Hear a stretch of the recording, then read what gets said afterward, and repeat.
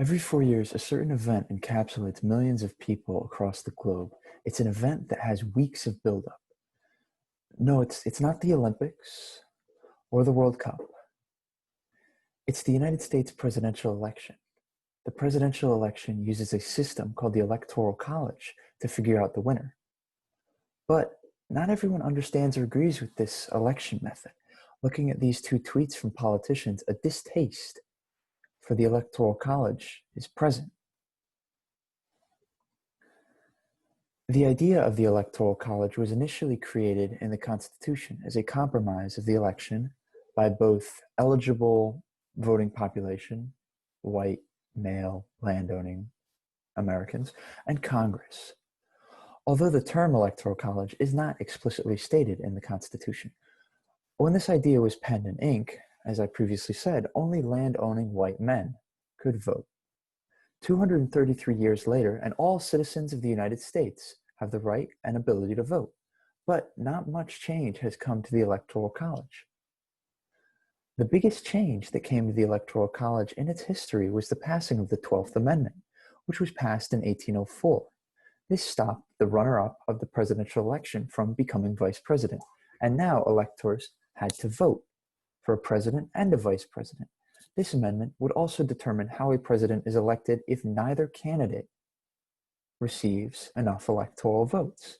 The House of Representatives selects the new president from the top three candidates if this occurs. This has only occurred once in 1824, where each state got a single vote.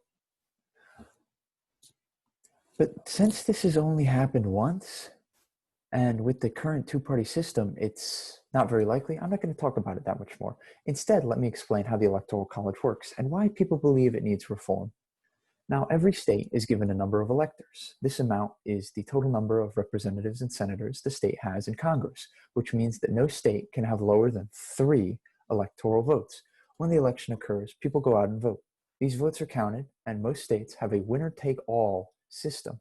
So whichever candidate has more votes in the end wins the whole state's electoral votes, even if the margin is only a single vote. The only states to not have a winner-take-all system are Maine and Nebraska, as they have districts. The electors then certify their state's votes in person a month after Election Day. But why have people said that the Electoral College is flawed or even needs to be replaced? In the last 20 years, the two candidates to have won the presidency but lost the popular vote, these candidates being George W. Bush and Donald Trump. Now, the other problem is that the Electoral College tends to overrepresent smaller states. You see, Wyoming has a population of only 600,000 people, but has 3 electoral votes, 1 representative, 2 senators. Now, California has 40 million people, but only 55 votes. Now, to fix this problem, all the country really needs to do is to expand the number of representatives in the House of Representatives to become more democratic and equally represent each population of each state.